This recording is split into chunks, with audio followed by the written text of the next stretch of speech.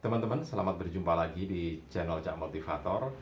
Dan kali ini saya akan berbagi satu informasi atau satu cerita misteri motivasi yang berkaitan dengan bagaimana taubatnya seorang raja judi atau bandar judi ya. Nah, taubatnya raja judi atau bandar judi ini masih terkait dengan sebuah peristiwa yang dialaminya, yaitu peristiwa mati suri karena kecelakaan lalu lintas di tengah hutan gitu ya. Nah, setelah peristiwa mati suri ini, kemudian sang bandar judi atau raja judi ini taubat nasuha gitu ya. Jadi perilakunya sebelum peristiwa mati suri itu dengan sesudah peristiwa mati suri itu sangat berbeda. Bisa dikatakan 180 derajat gitu ya. Jadi berbalik arah langsung total gitu ya. Nah, peristiwanya seperti apa? Saya akan cerita lengkap di sini.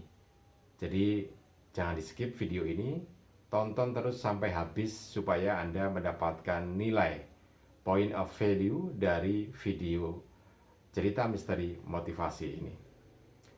Baik, sebelum kita mulai atau sebelum kita masuk ke ceritanya, jangan lupa untuk Anda yang baru saja bergabung di channel Cak Motivator ini, subscribe terlebih dahulu ya, karena subscribe itu gratis. Kemudian tekan tombol loncengnya, supaya nanti kalau channel Cak Motivator ini mengupdate video atau informasi, maka Anda yang pertama kali mendapatkannya. Kemudian jangan lupa juga share video ini ke teman-teman Anda, ke kolega Anda, atau di grup medsos Anda. Siapa tahu cerita ini bisa menginspirasi teman-teman Anda untuk bisa berbuat lebih baik lagi di masa yang akan datang. Jadi Anda sudah bersodako atau berperan dalam memperbaiki kehidupan teman-teman Anda. Baik teman-teman, saya akan mulai bercerita tentang kisah nyata taubat nasuhanya seorang bandar judi atau raja judi ya. Jadi begini, di cerita ini sekitar tahun 1980-an atau 1970-an akhir ya. Ada seorang bandar judi atau raja judi yang sangat gemar sekali berjudi. Bahkan dia bukan pemain tetapi bandarnya gitu ya. Kalau dadu, nah dia yang bandar itu ya. Nah, saking kelewatan perilaku judinya ini teman-teman, hampir di setiap event itu selalu dia mengadakan judi gitu ya. Misalkan ada event tahun baru, maka mulai pagi hari dia sudah menggelar tikar di pekarangan rumah yang paling strategis gitu ya, yang bisa di tengah-tengah desa kemudian didatangi oleh orang-orang. Pagi menggelar dagangan itu, menggelar tikar untuk berjudi dadu itu ya. Jadi ya banyak juga pesertanya itu.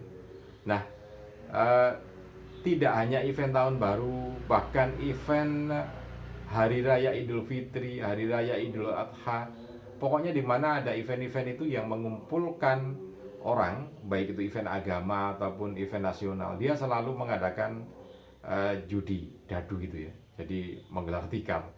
Saking kelewatannya teman-teman, ketika warga muslim melaksanakan sholat Idul Fitri atau Idul Adha di masjid atau di tanah lapang ya, dia sendiri sudah membuka tikarnya di pekarangan rumah itu untuk menunggu para peserta judinya. Nah, sampai sejauh itu dia melakukan kegiatan yang dalam tanda kutip maksiat gitu ya, judi gitu ya. Nah, dia terus melakukan itu. Nah, tapi ada yang menarik teman-teman, ketika waktu itu saya masih kecil, belum sekolah gitu ya, dan saya dengar kok rame-rame di pekarangan itu ya. Saya datang, kemudian saya terlihat oleh the king of gambler ini atau raja judi ini ya, bandar judi dadu ini. Kemudian saya dipanggil, saya datang, terus saya dikasih uang sekitar 200 atau 300 rupiah ya, waktu itu tahun 80-an itu. Kemudian saya dipesan, sudah pulang, nggak usah kesini lagi ya. Nah, saya nggak ngerti maksudnya apa waktu itu ya, karena saya masih kecil. Dan itu terjadi beberapa kali. Begitu saya datang itu mesti saya dikasih duit, suruh pulang, suruh pergi gitu. Nah, belakangan hari saya tahu bahwa itu maksudnya kamu nggak usah di sini gitu ya, sudah pergi saja, jangan melihat ini, tidak baik untuk untuk kamu. Maksudnya seperti itu. Saya tahunya belakangan hari sudah dewasa gitu. Nah, artinya meski di dalam perilaku kesehariannya, di perilaku kesadaran yang normal seperti itu, dia melakukan judi, tapi dia di hati kecilnya juga menginginkan bahwa ini tidak ada gitu ya. Di hati kecilnya menginginkan bahwa tidak ada lagi generasi yang melakukan seperti itu, karena dia sadar bahwa itu adalah sesuatu yang tidak baik, hati kecilnya, tetapi dia belum bisa ya. Nah, itu terjadi terus hingga suatu saat beberapa tahun berjalan gitu ya. Dia melintas menggunakan motor di hutan yang begitu gelap. Jadi hutan itu gelap, hutan antar kota gitu ya.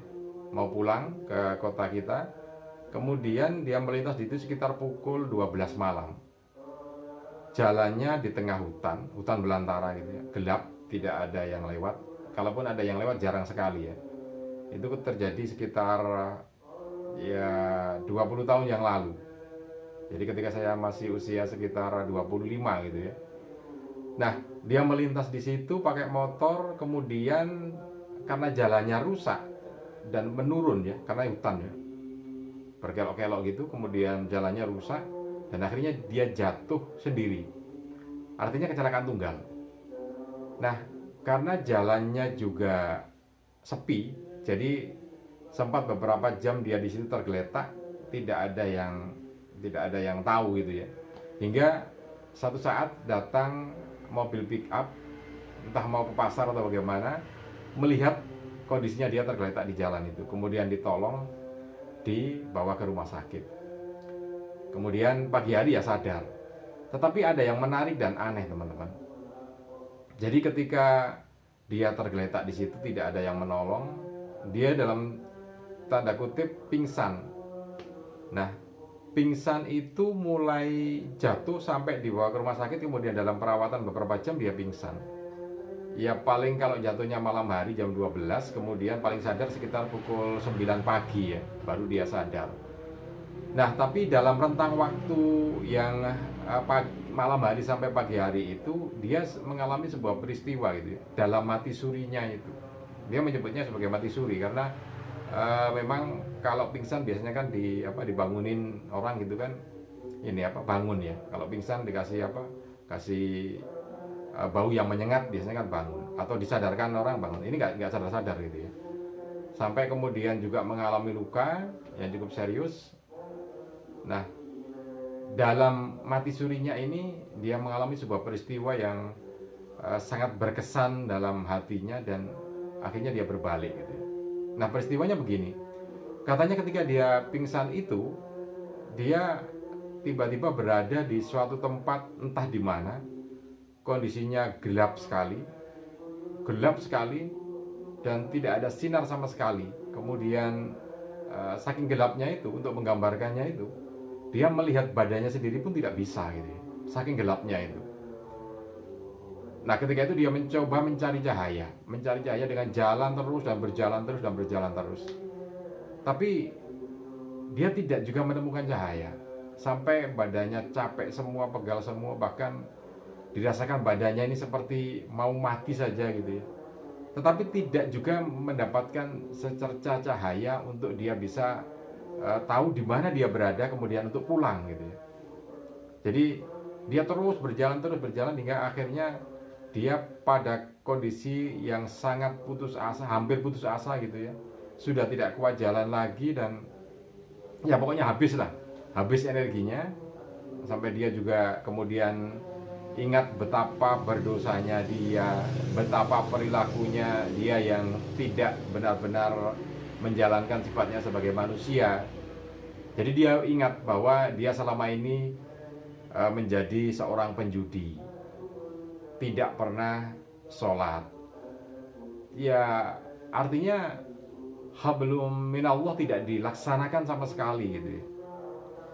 Jadi dia ingat itu semua, kemudian ya mencoba untuk mohon ampun dan berjanji kalau nanti bisa sampai di rumah pulang dia akan mencoba memperbaiki semua perilakunya gitu ya. Nah, di tengah-tengah harapan dan doa semacam itu, tiba-tiba dia melihat satu cahaya kecil itu, kelihatan tapi kecil sekali gitu ya. Nah, dia mencoba berjalan untuk untuk ke arah cahaya itu, berjalan, dan dia tiba-tiba tersadar dia sudah berada di ruangan di rumah sakit gitu ya. Jadi mulai terang lagi. Nah, sejak peristiwa itu teman-teman, dia kemudian berubah, semua perilakunya berubah total 180 derajat gitu ya. Rajin sholat, bahkan kemudian belajar ngaji gitu ya. Jadi belajar ngaji sampai dia bisa, bahkan sampai dia mengajar ngaji ke anak-anak. Nah, ini kan sebuah perilaku yang sangat kesadaran yang bertolak belakang 180 derajat, dari sebelumnya maksiat terus sampai kemudian menjadi seorang yang pendakwah, seorang ustadz gitu, sampai seperti itu. Nah teman-teman, ini satu hal yang menarik ya. Jadi bagaimana dia sadar karena ada sebuah peristiwa itu. Kalau mengutip katanya Gus Ali Masuri dari Sidoarjo, bahwa hidayah itu ada dalam setiap peristiwa sehari-hari gitu ya. Tapi dia mendapatkan hidayahnya dengan kondisi yang semacam itu. Nah, kalau Anda menyimak video saya sebelumnya, yaitu mimpi neraka taubatan nasuha, jadi mimpi neraka langsung taubatan nasuha, maka ada yang hampir sama persamaannya di situ teman-teman. Jadi di awal peristiwa ini saya sebutkan bahwa ketika dia melakukan aktivitasnya judi, ketika saya datang waktu itu kecil gitu ya, datang kemudian saya dikasih duit, disuruh pergi. Dalam hatinya bermakna bahwa dia sebetulnya ingin baik. Ketika dia melihat orang kecil atau anak kecil tidak ingin melakukan itu, jauh dari itu, sebetulnya hatinya adalah ingin mengatakan, saya juga tidak mau seperti ini gitu ya. Saya ingin lebih baik lagi. Sehingga keinginan lebih baik lagi itu ditunjukkan pada sikapnya pada anak-anak seperti saya, dikasih duit dan disuruh pergi. Nah, ada kesamaan seperti itu. Jadi Anda bisa simak video sebelumnya untuk mendapatkan apa sih persamaannya yang jelas itu ya. Karena bagaimanapun juga niatan baik itu tetap harus ada perilaku berikutnya.